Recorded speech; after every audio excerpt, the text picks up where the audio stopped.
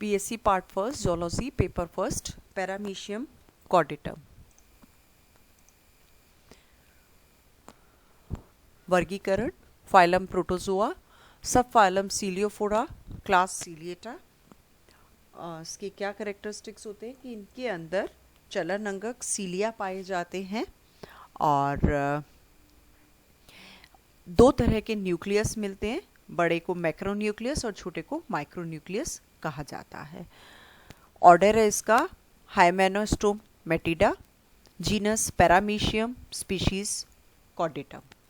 इन्हें सामान्यतः स्लीपर एनिमलक्यूली कहते हैं क्योंकि इनका शेप जो है वो अपना स्लीपर या शूज़ के सोल की तरह होता है और इनके पश्च सिरे पर सीलिया कंपैरेटिवली लंबे होते हैं और कॉर्डल टफ्ट का निर्माण करते हैं, इसलिए इसकी एक स्पीशीज़ का नाम है ये कॉर्डेटम नाम। पैरामीशियम नाम जॉन हिल ने 1752 में दिया था और एंटनी वॉन ल्यूवेनहॉक ने पैरामीशियम के बारे में विस्तृत जानकारी दी थी।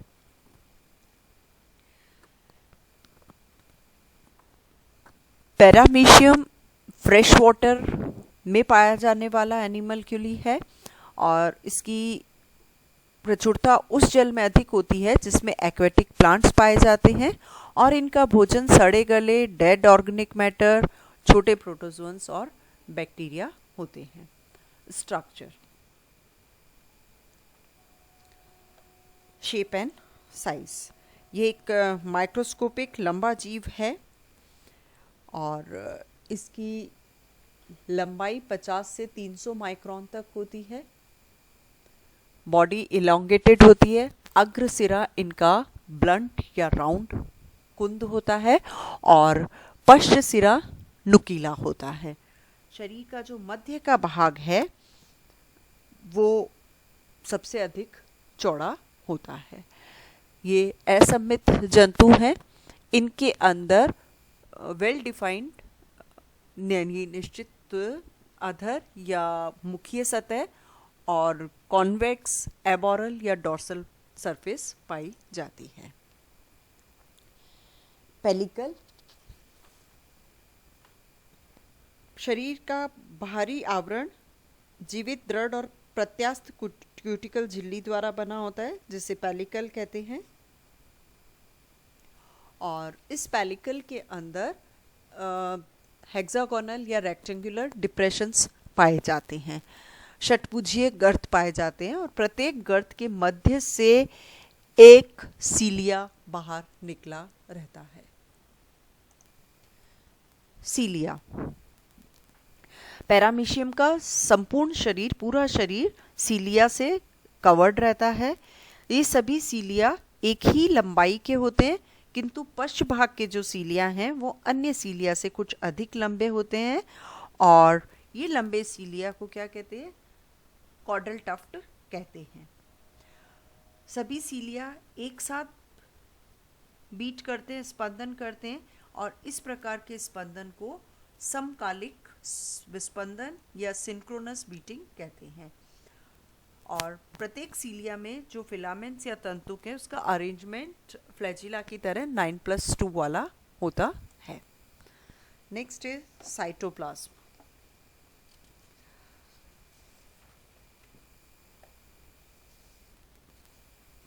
साइटोप्लाज्म एक जेली लाइक सब्सटेंस है जिसे दो भागों में विभेदित किया जा सकता है, बाह्य एक्टोप्लाज्म ये और भीतरी एंडोप्लाज्म। जो बाहर वाला है वो पेरिफेरल है, परिधीय है, सकड़ा होता है, स्वच्छ और गाढ़ा होता है और इसी भाग के अंदर ट्राइकोसिस्ट और सीलिया और फाइब्रिलर स्ट्रक्चर्स पाए जाते हैं।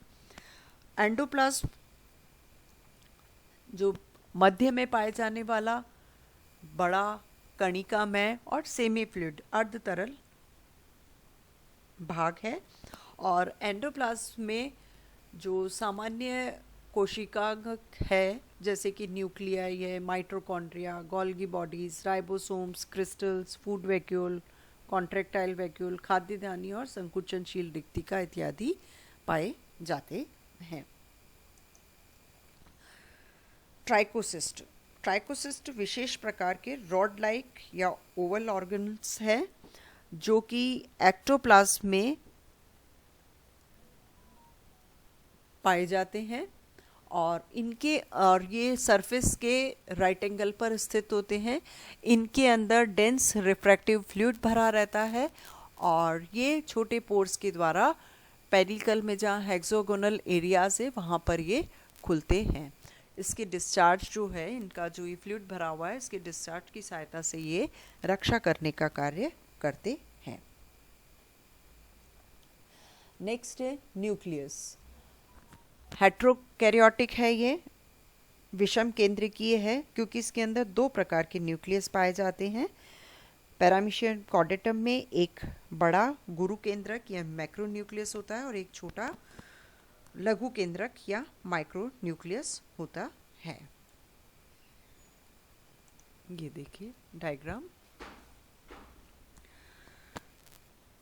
जो मैक्रो न्यूक्लियस है ये किडनी की तरह का होता है। इसकी न्यूक्लियर मेम्ब्रेन अस्पष्ट होती है और ये बहुगुणित होता है। इसमें बहुत सी केंद्रिकाएं पाई जाती हैं, न्यूक्लियोलाई बहुत होती हैं और अपेक्षाकृत अधिक क्रोमेटिन पदार्थ या डीएनए पाया जाता है। यह सोमेटिक या वेजिटेटिव या कायिक होता है और कोशिका की जो डेली की मेटाबॉलिक एक्टिविटीज़ है उन्हें ये कंट्रोल करता है और रिप्रोडक्शन के दौरान माइक्रो न्यूक्लियस से इसकी उत्पत्ति होती है। दूसरा है लघु केंद्रक। मैक्रो न्यूक्लियस की सतह पर बने हुए इस गर्त के अंदर, ये यहाँ पे किडनी शेप है तो यहाँ जो ये गर्त बनी हुई है वहाँ पर माइक्रो न्यूक्लियस पाया जाता है। इसके चारों ओर केंद्रक कला होती है और उसमें गुणसूत्रों की द्विगुणित संख्या पाई जाती है। पैरामीशियम ऑरिलिया एक स्पीशीज है, ऑरिलिया पैरामीशियम की, उसके अंदर एक निश्चित केंद्रिका पाई जाती है जबकि कॉर्डेटम में केंद्रिका का अभाव होता है और यह माइक्रो न्यूक्लियस रिप्रोडक्टिव एक्टिविटीज पर कंट्रोल करता है। नेक्स्ट है कॉन्ट्रेक्टाइल वैक्यूल्स या संकुचनशील रिक्तिका।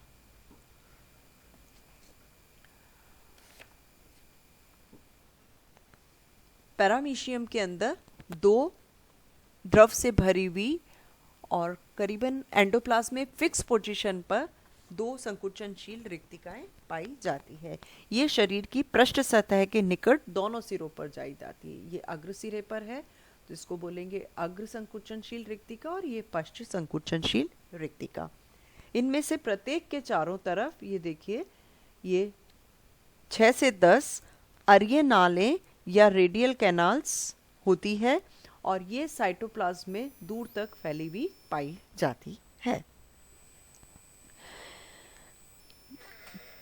ये जो प्रत्येक रिक्तिका शरीर की पृष्ठ सतह की पेलिकल में स्थित एक परमानेंट अपर्चर द्वारा बाहर खुलती है और दोनों वैक्यूल से जल के बाहर निकल जाने पर भी इन्हें आसानी से पहचाना जा सकता है।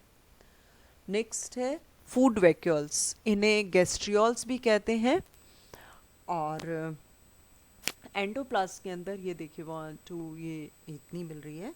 एंडोप्लाज्म में बहुत सारी असंकुचनशील खाद्य धानियाँ गति करती हुई पाई जाती है। इन्हें गैस्ट्रियोल्स भी नाम दिया गया है और जो फूड ये ग्रहण कर रहे हैं अंतर्ग्रहित भोजन कणों के अनुसार इनकी आकृति और साइज, शेप और साइज भिन्न भिन्न होती है, लेकिन फिर भी मोर और लेस ये गोलाकार होते हैं। नेक्स्ट है ओरल अपैरेटस। पैरामीशियम में जो मुख है या ओरल ग्रूव अधर तल पर वेंट्रल साइड पर पीछे की ओर एक नली की तरह का मार्ग बनाती है।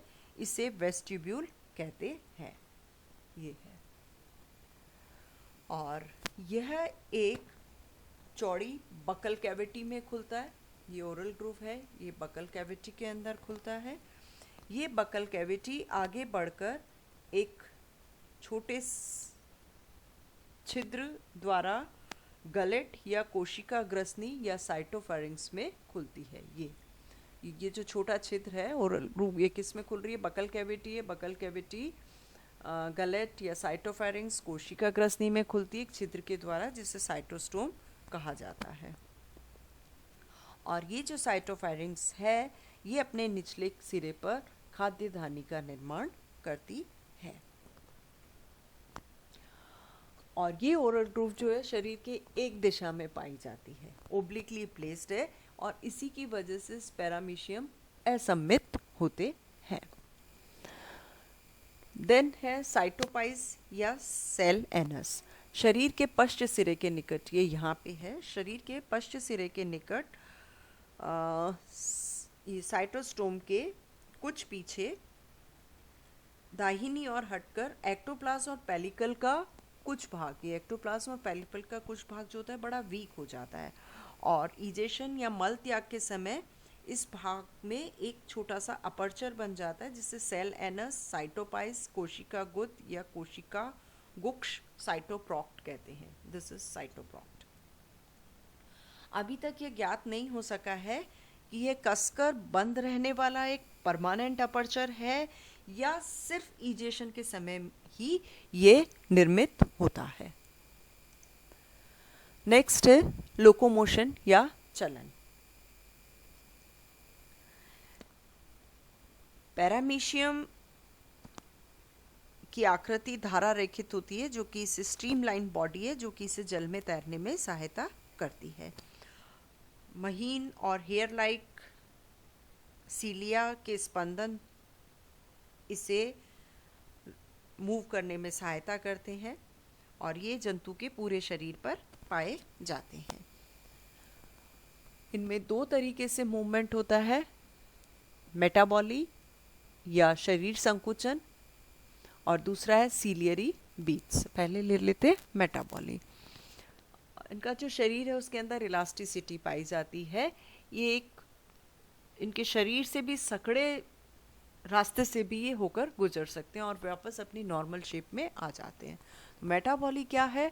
टेम्पररी चेंज है बॉडी के अंदर, और जो प्रोटोप्लाज्म की वजह से इस तरह का चेंजेस पॉसिबल होता है। दूसरा है सीलियरी बीट्स। ये मेन मेथड है लोकोमोशन का, और इस दौरान सीलिया में पेंडुलम की तरह ये ऑसिलेट करते हैं, और हर ऑसिलेशन में दो स्ट्रोक्स होते हैं, इफेक्टिव स्ट्रोक और धीमा रिकवरी स्ट्रोक, प्रभावी स्ट्रोक और पुनः प्राप्ति स्ट्रोक। प्रभावी स्ट्रोक के अंदर ये देखिए, ये है इफेक्टिव स्ट्रोक, ये रिकवरी स्ट्रोक।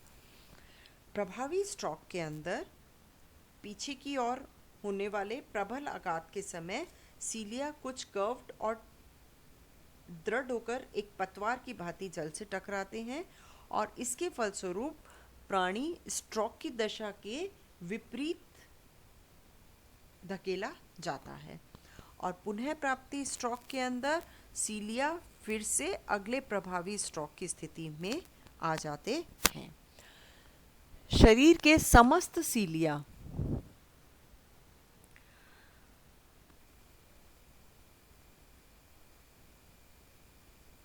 मुक्त रूप से गति न करके प्रगामी रूप से एक विशिष्ट तरंग के समान गति करते हैं, इसलिए इसको मेटाक्रोनल रिदम या अनुक्रमिक लय कहते हैं। ये देखिए, सारे सीलिया में ऐसा नहीं है कि सारों में एक साथ ही रिकवरी स्ट्रोक होगा, कुछ के अंदर रिकवरी स्ट्रोक है तो पीछे आते हुए ये रिकवरी है, फिर इफेक्टिव है, रिकवरी है, धीरे धीरे बढ़ते हुए क्रम में होता है। तो इस तरह के लय को कहते हैं अनुक्रमिक लय। और एक अनुदैर्ध्य में पंक्ति में स्थित सीलिया एक विशिष्ट तरंग में स्पंदन करते हैं, जो कि अगले सिरे से आरंभ होकर पिछले सिरों की ओर बढ़ती है, और इसके फलस्वरूप क्या होता है, जो अनुदैर्ध्य पंक्ति में सीलिया स्थित हैं वो अपने पीछे वाले सीलिया से हमेशा पहले गति करता है, और एक ही सिरे पे हो, जैसे पैरामीशियम है, उसका अनुप्रस्थ रूप से तुल्यकालिक रूप से स्पंदन करते हैं। जो ट्रांसवर्स सीलिया होंगे उनके अंदर समान होता है, और एक ही सिरे पे जो ये सीलिया पाए जा रहे हैं उसके अंदर इस तरह से मेटाक्रोनल मूवमेंट्स होते हैं।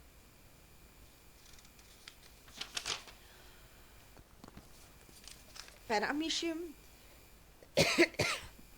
अपने अक्ष के बाईं ओर सर्किल लगाता हुआ सर्पिल रूप से गति करता है। इसके दो कारण हैं कि जो सीलिया जो है वो ठीक पीछे की तरफ गति ना करके कुछ राइट साइड की ओर तिरछे गति करते हैं, जिससे गति के समय ये अपने अक्ष पर कुछ दाईं ओर को घूम जाता है। और दूसरा क्या है, जो ओरल ग्रूव है इसके सीलिया लंबे और अधिक स्ट्रॉन्ग होते हैं। तो इसलिए क्या होता है, ये तो देखिए ये सर्पिल क्रम में घूम रहा है। इसका रीज़न क्या हुआ कि जो सीलिया हैं वो एकदम पीछे की तरफ गति नहीं करते, जबकि थोड़ा सा दाईं ओर घूमते हुए गति करते हैं, तिरछे गति करते हैं। दूसरा रीज़न क्या है, जो ये ओरल ग्रूव है इसके सीलिया लंबे होते हैं और ये अधिक तेजी से और तिरछी गति करते हैं, जिसके कारण जो इनका अगला सिरा है वो हमेशा मुख दिशा से दूर बना रहता है। ये देखिए, ये हमेशा दूर बनता हुआ गति करता है। और इस तरह से क्या है, इन कारणों के कंबाइंड इफेक्ट की वजह से पैरामीशियम एक सीधे मार्ग में गति उत्पन्न कर देता है, जिससे प्राणी अपने अक्ष के चारों ओर चक्कर लगाता हुआ क्लॉकवाइज डायरेक्शन में घूमता हुआ आगे बढ़ता है।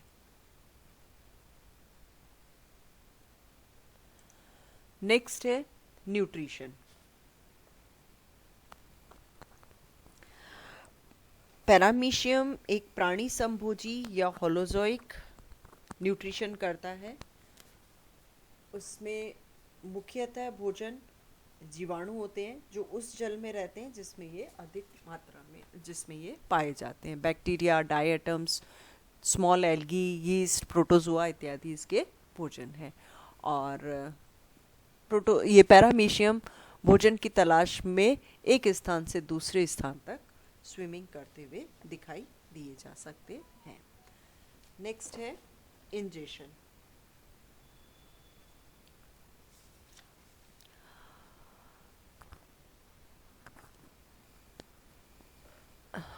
ये देखिए, ये जल धारा के साथ साथ यहाँ पे सीलिया में गति होती है और जल धारा के साथ साथ जल में जो ये खाद्य सामग्री वो इसके शरीर के अंदर प्रवेश कर जाती है। यहाँ के सीलिया ज़्यादा स्ट्रॉन्ग है तो वो स्ट्रॉन्ग वाटर करंट मूव करते हैं और उसको ओरल ग्रूव की तरफ मूव करते हैं। ये यहाँ पे ये अंदर एंटर हुआ, ये वेस्ट ओरल ग्रूव से वेस्टिब्यूल में आया, साइटोफेरिंक्स से होता हुआ ये यहाँ पे पहुँच के अंत में बकल कैविटी के थ्रू यहाँ पे पहुँचा और यहाँ पे फिर ये साइटोफेरिंक्स में आया। साइटोफेरिंक्स से ये यहाँ पे पृथक होकर फूड वैक्यूल का निर्माण करते हैं। ये वाटर करंट के साथ साथ आ रहे हैं। नेक्स्ट है डाइजेशन।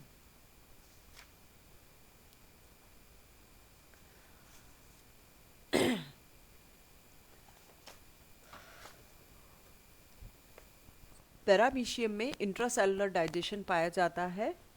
फूड वैक्यूल के अंदर जो फूड है उसके साथ साथ थोड़ा सा वाटर भी होता है और एंडोप्लाज्म के मूवमेंट के द्वारा ये साइक्लोसिस गति करते हैं पूरे साइटोप्लाज्म के अंदर। और सबसे पहले फूड वैक्यूल शरीर में पीछे की तरफ जाता है, फिर एबोरल साइड पे, फिर आगे की तरफ बढ़ता है और साइटोपॉइज में जाकर खुल जाता है। इसके अंदर डाइजेस्टिव एंजाइम्स मिलते हैं, प्रोटीजेस, कार्बोहाइड्रेजेस, लाइपेजेस, लाइसोसोम्स के द्वारा सिक्रीट किए जाते हैं। पहले एसिडिक मीडियम में डाइजेशन होता है और उसके बाद में मीडियम एल्कलाइन या क्षारीय हो जाता है। ये क्षारीय किस वजह से होता है? एंजाइम्स की वजह से।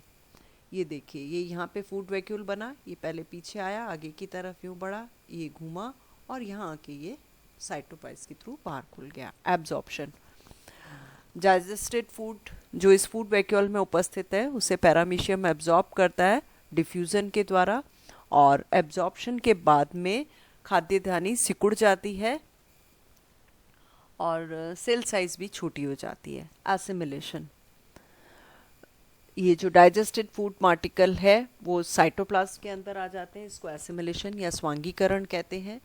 डाइजेस्टेड प्रोडक्ट्स कौन कौन से हैं इसमें? ग्लाइकोजन और फ्लैट ग्लोब्यूल्स है जो कि सराउंडिंग साइटोप्लाज्म में विसरण के द्वारा पहुंचते हैं और इन्हें फर्दर वृद्धि और जैविक गतिविधियों के लिए स्टोर करके रखा जा सकता है।